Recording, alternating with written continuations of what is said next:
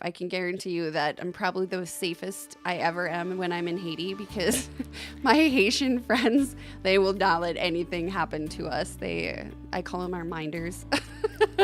I couldn't even get into trouble if I wanted to there. They mind your business? Yes. They're like, no, Lura, you can't do that. And I'm like, what? Why can't I ride a motorcycle? And Ray's like, no, absolutely not. Hello and welcome to the Inspired Woman Podcast. I'm Marcy Narum. This podcast is dedicated to impacting a multitude of women with its mission to celebrate, encourage, empower, educate, entertain, and connect women. This episode is brought to you by Century 21 Morrison Realty in Bismarck. Sue Jacobson and Jamie Christensen are results-oriented, full-time professional real estate agents, and they will bring a caring, warm, enthusiastic, energetic style to help you sell or buy your home. Call Jamie at 391-5383 or Sue at 226-5535.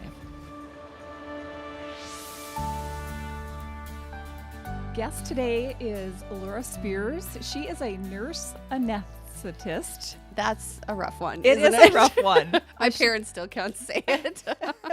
It's one you have to practice saying a few times. So you say it once. Nurse anesthetist. There you go. See, you've been doing it for how many years? You can probably... It's taken... Well, and I've known I wanted to do that since high school. Okay. So I've been practicing since high school. I just always think of the in the middle of anesthetist, and then that kind of helps pull it all together. Nurse anesthetist. Oh, that helps. Right? Very good. Nice trick.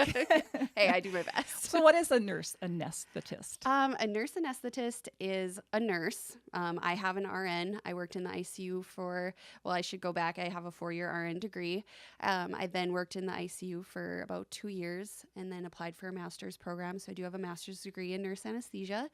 And so like I said, I always knew this is what I wanted to do. I thought I was going to be an anesthesiologist. And then because I didn't even know there was such a thing as nurse anesthetist. And then I found out that's what it is. And I was like, that's what I want to do. That's it. And it's great because I really have a lot of autonomy in my job. I still have my background of being a nurse.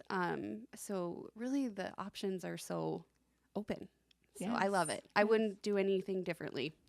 And that's the reason that you're here today is because of the options and how you have explored and expanded those options. Tell me first, okay, so you worked in the hospital world, giving people drugs. I mean, that's essentially essentially the gas good lady stuff. Yeah, the good stuff, exactly. Yep, that's what my initial, you would come in for whatever surgery it may be, everything from minor, like hernias, to lung surgeries, things like that are considered more major all was under my belt. And what I did, I worked with an anesthesiologist, and we would work as a team to take care of the patient. Yeah. And so now you have a clinic. I do, because Kelly and I apparently don't have enough to do in our Kelly lives. Gable. Kelly Gable, yes. She is my business partner, my best friend since 2005. She's also a nurse anesthetist. We decided to open Thrive Anesthesia Services kind of for some personal issues. I grew up with a dad who had chronic pain, and Kelly had a sister who's dealt with a lot of mental health problems growing up. And so we both had this place in our heart for these type of people that are suffering in these ways. And when we found out that there's a way to put anesthesia, sub-anesthetic doses to help this population, obviously it was kind of right in an area of interest for us. Yeah, absolutely. So you found a passion, that matches what your skills are. Absolutely. Wonderful. Yes. Okay, but then it's gone beyond borders, really. Yeah. With what you've done. Yeah. So we have to kind of, I guess, rewind a little bit, even beyond Kelly becoming your best friend. Yep. So tell me about before that, I guess. Okay. So, Kelly and I have known each other since 2005. We were both working in the ICU at the time. Both knew we wanted to go back to anesthesia school, but she just had a little peanut. So she was like, I'm going to wait a year. So while I was then in anesthesia school a year ahead of her, I was at a department meeting one day, and Dr. Bill Cleary was presenting at the meeting for one of our educational meetings, and he was talking about Haiti and the Dominican Republic because he does work down there on these trips that he would go with a team from the United States that would go down and basically take over an operating room for a week and do a lot of these procedures that had been unable to, or they just didn't have the staff or whatever it may be. And I was sitting there watching him, and I was like, yep. Just like I knew I wanted to be a nurse anesthetist in high school, I was like, yep, I'm going to be traveling and I'm going to be doing this at some point. And so I had just graduated with my master's degree and had been only working a couple of months, and the earthquake happened in Haiti in 2010 in January. And I knew that Bill was going back down there, and I didn't have my nursing license, or I shouldn't say that. I wasn't done with credentialing at the hospital. It takes a couple months. And so I was kind of like, well, I'm just sitting here with all this ability. And so I called the Red Cross. I don't even know how one calls the Red Cross. Somehow I found out something, and basically they were like, there's no place for you in this situation because we're not going to send somebody down there who's never traveled. It's just too high risk of a situation. And so I was bummed out, and then this whole thing with this education with Dr. Cleary. And so afterwards I was like, Bill, I want to come with. And he was like, okay. Yeah. And then he found out my husband worked for Bobcat, and Bobcat had donated a new machine down to the place where Bill had been going in Milo, Haiti, right after the earthquake. And so my husband, they kind of needed him to work on the machine. And I was just like, well, if you're taking him, you better take me. That's I don't right. care. Like, I'm coming with one way or the other. You got your ticket. Yes. So in October of 2010, I went down for the first time, and I just knew this is always going to be a part of my life. And then in 2012, Bill and I were invited to move away from that team approach, thanks to Bill's ability to just get to know people really well, because he's just that person that just wants to know who you are and what you're doing, like very interested in people, and he developed these really close relationships. And so one of the nurse anesthetists was like, would you come down, the Haitian nurse anesthetist will you come down and do a conference for us? Because we don't get any continuing education. And so Bill asked me, and I was like, well, duh, of course, finally. Finally I can go, and not just on the coattails of my husband. And we get down there, and we give this conference we went from a private hospital where we'd been working to a public hospital, which is completely different. And seeing the need and just the want for education and further education and primary level education for anesthesia, Bill and I decided that we need to make something more permanent and sustainable. And so we basically came together and have now Citizens of the World Foundation. And what is Citizens of the World Foundation? So what we are, and it's little, it's basically Bill, myself, and Kelly are kind of the people that day-to-day run it. And then we have a board of directors.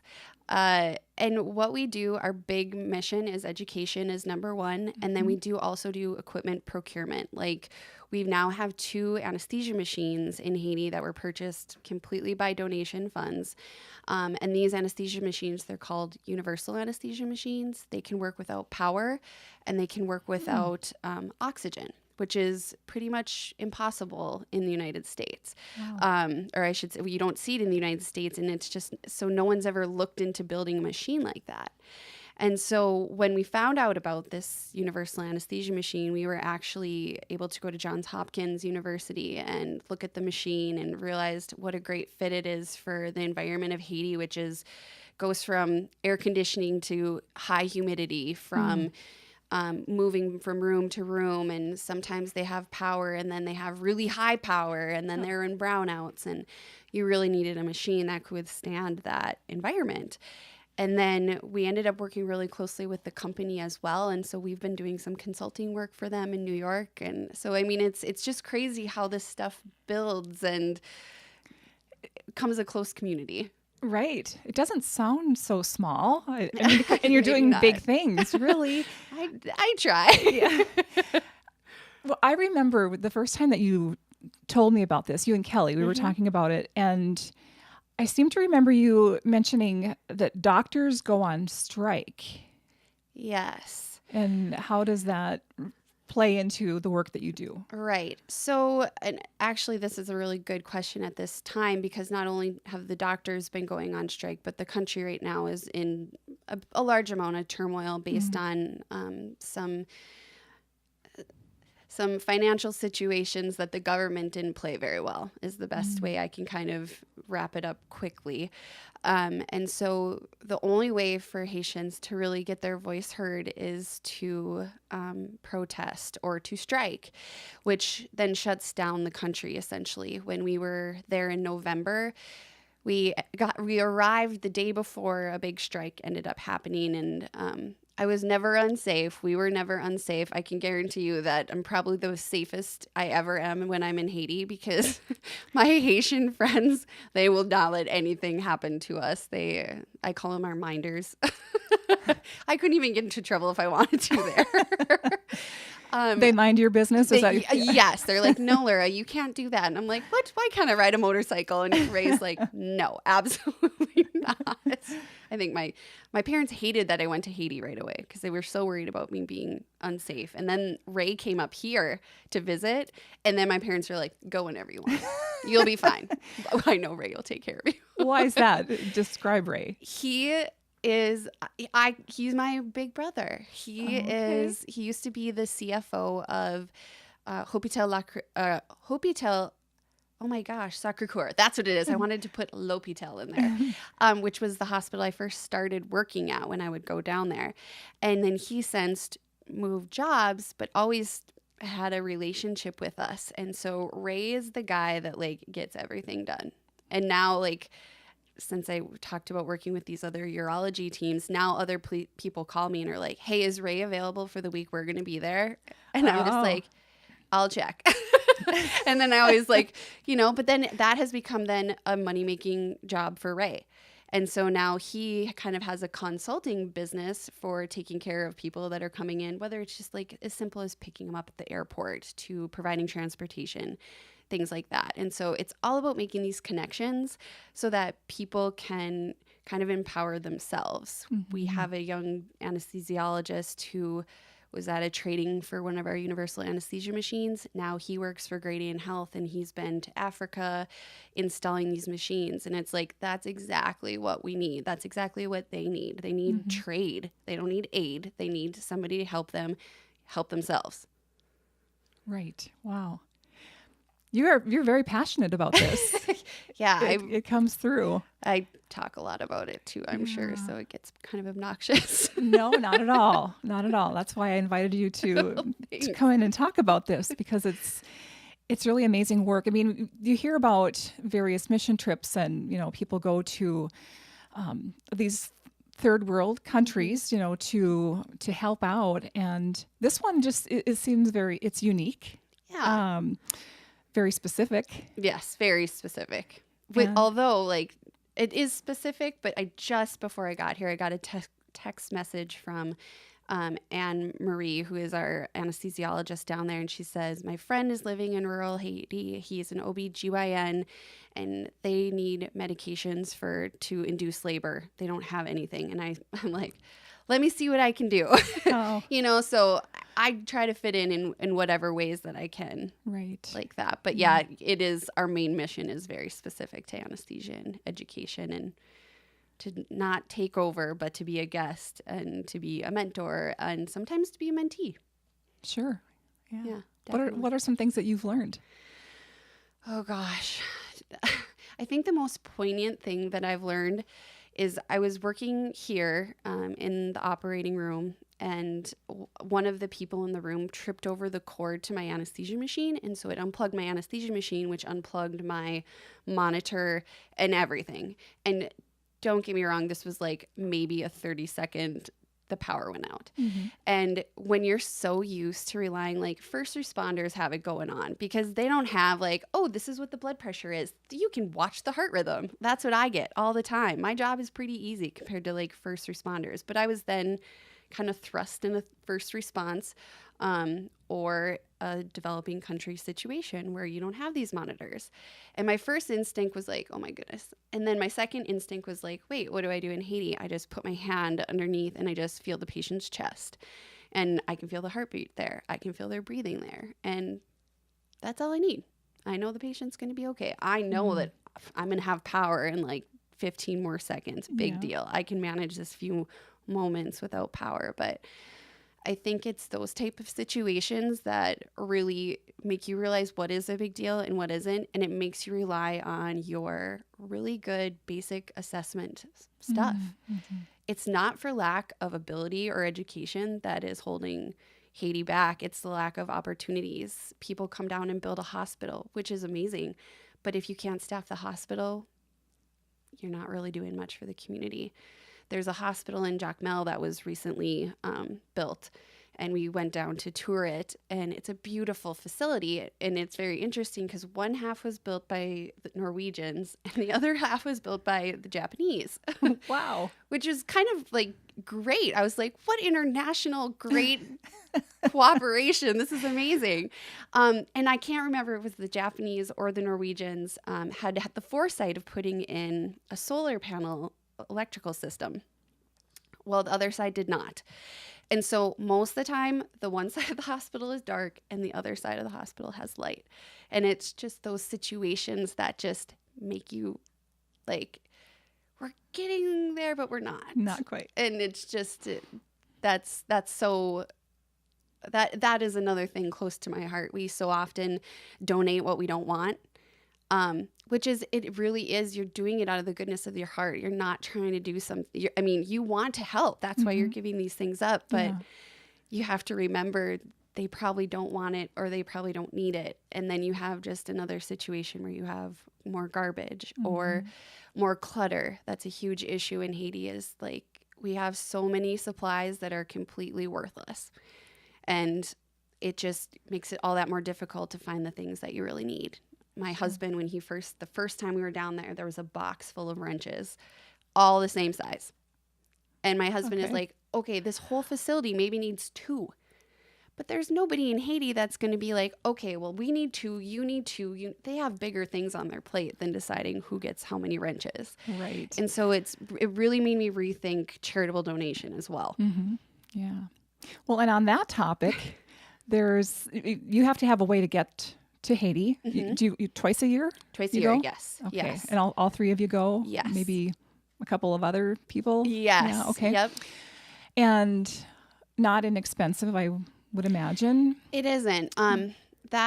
We take care of that ourselves personally. That does not come out of Citizens of the World's funding, which sometimes people, when you have a 501c3 or a nonprofit, everyone's like, well, it's important that your donation is on the books.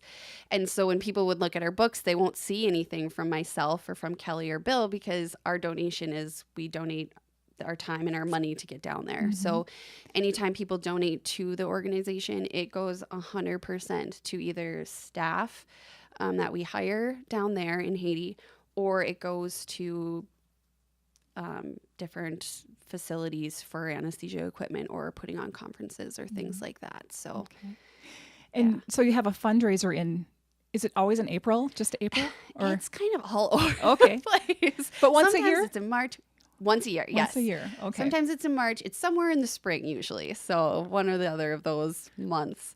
So yeah, we're having it April 12th this year. Okay. And it's Kentucky Derby theme because we kind of went from kind of wild and crazy the last 2 years. One was like zombies. And then I think the year before was 80s. That's what it was. Those are really fun. So we're trying to go back to our classy roots, I guess. Yeah, right. Well, and that's something that the listeners and viewers will be able to read about in an article online. Yes. But what I find interesting is that how you go about this. You bring back like pieces of art, right? Yes. That the Haitians make? Yes, we do. So we have an auction, which ends up I always get anxious about the auction because I'm like, what if nobody wants our stuff?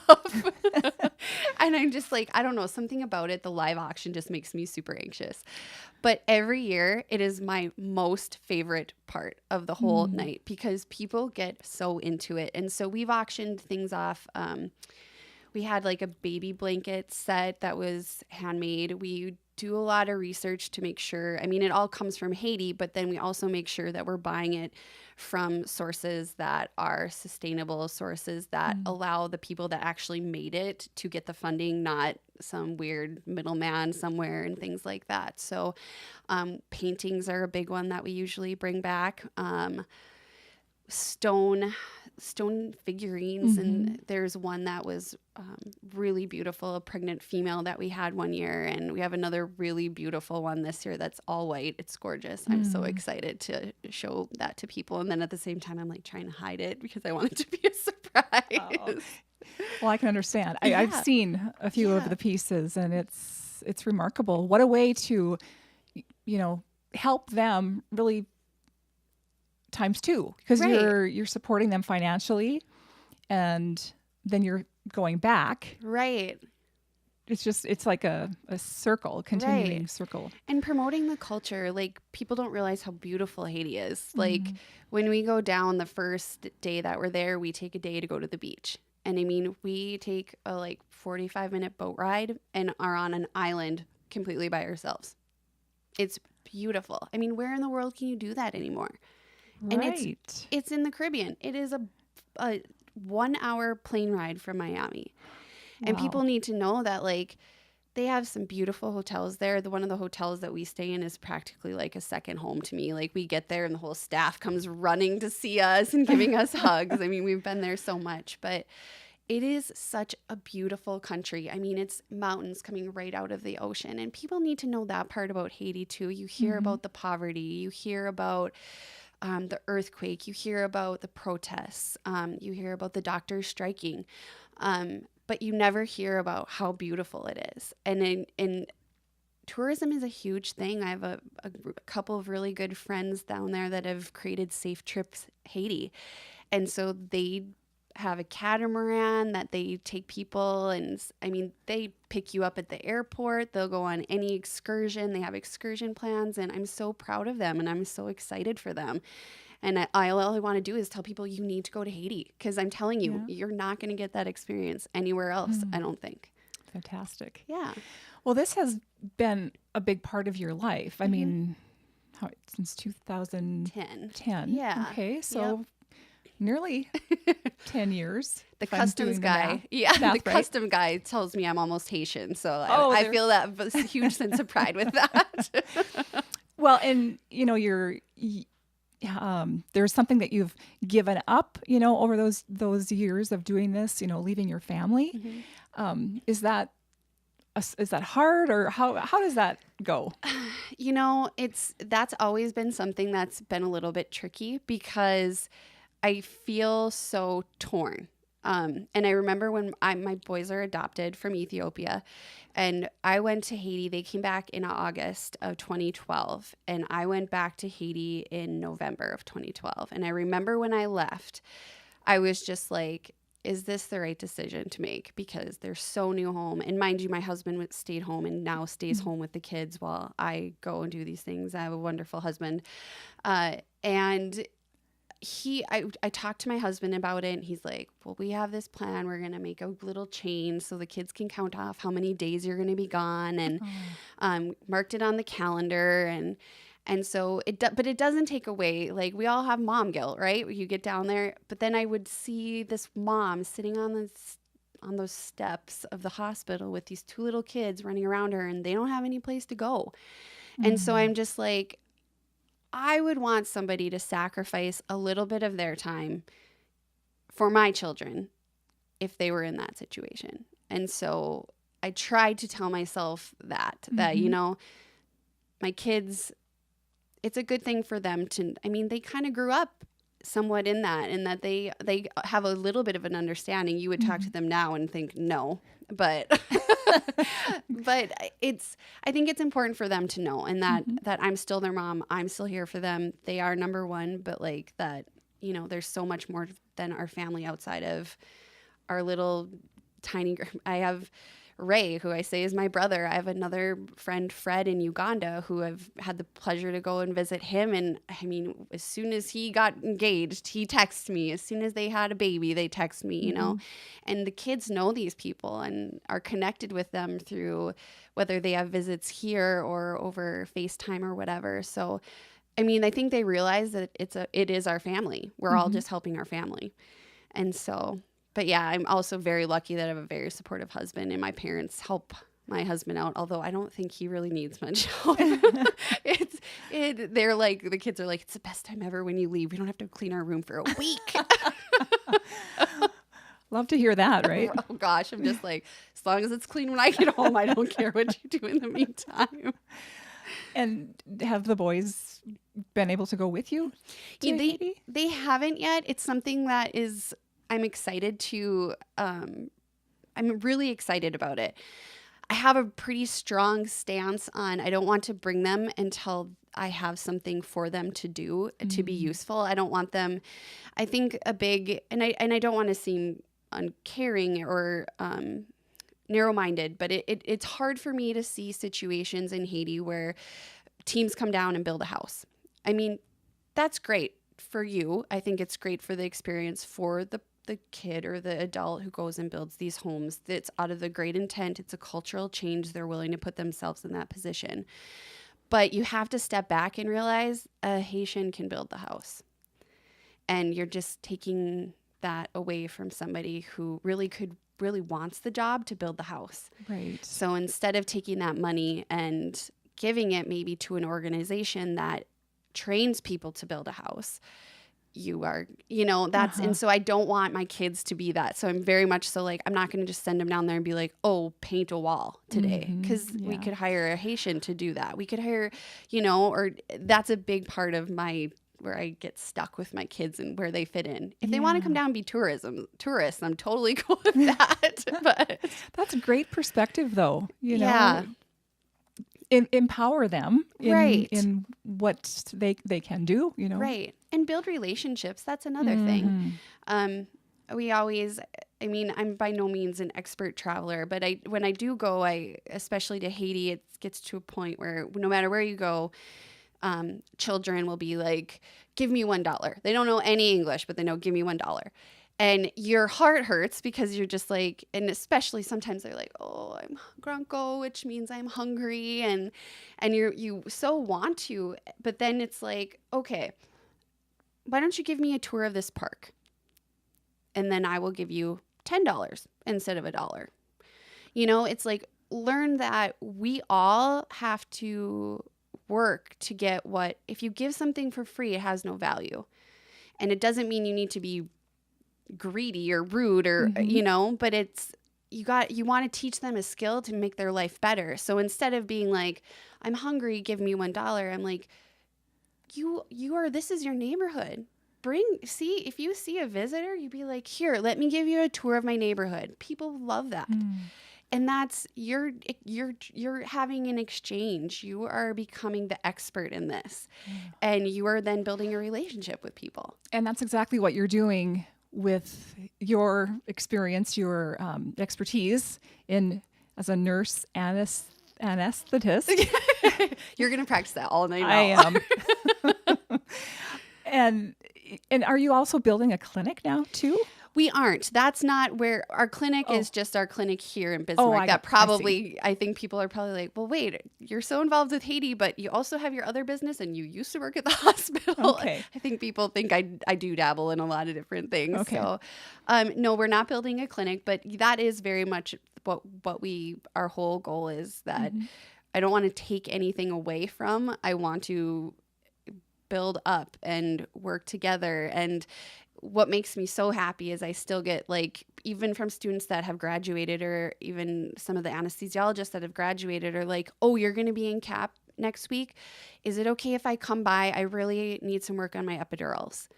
And we're like, yes, please come, and it's like they're taking that initiative to come and do the work so they can provide. I don't know if you've ever heard of the Cure Hospital in Uganda, but I was privileged enough to get to go and do a teaching there as well through Citizens of the World. And Cure is a hospital that is, it's a private hospital, but it is mostly run by people from Uganda.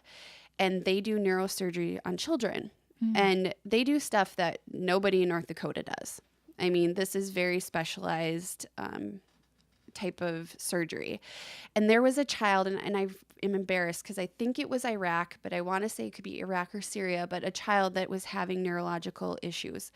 And instead of bringing that child to the United States or Europe, which we're all like, oh, that's, if you want to get prime care, this child went to Uganda and had this care done in Mbale, Uganda, and is doing beautifully, and had to have, again, another, these type of shunts need to have constant checkups and things like that. But I think that's what the world needs to look like. And Haiti has the opportunity to be that. You can be proud and you can have a specialized center.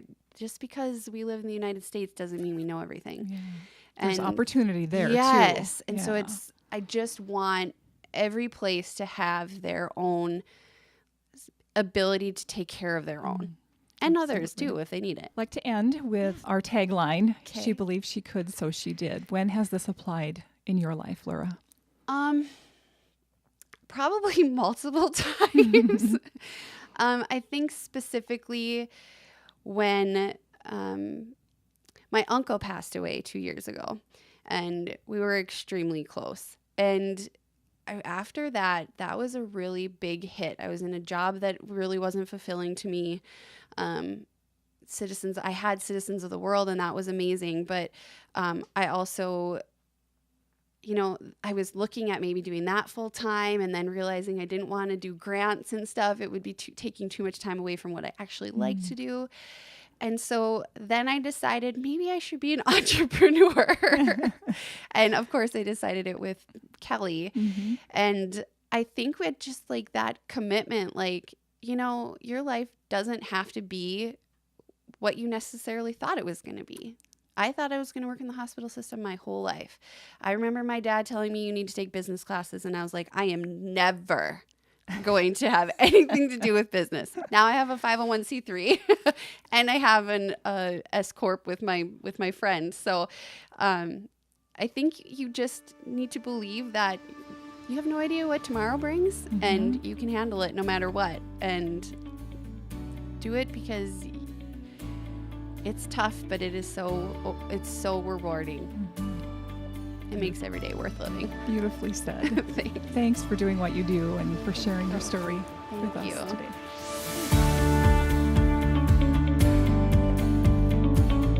The Inspired Woman podcast is sponsored by Quantum Productions, the home of the award-winning director and cinematographer Nolan Johnson. He creates unique high-end video products throughout the Midwest. You can check him out at quantumprond.com.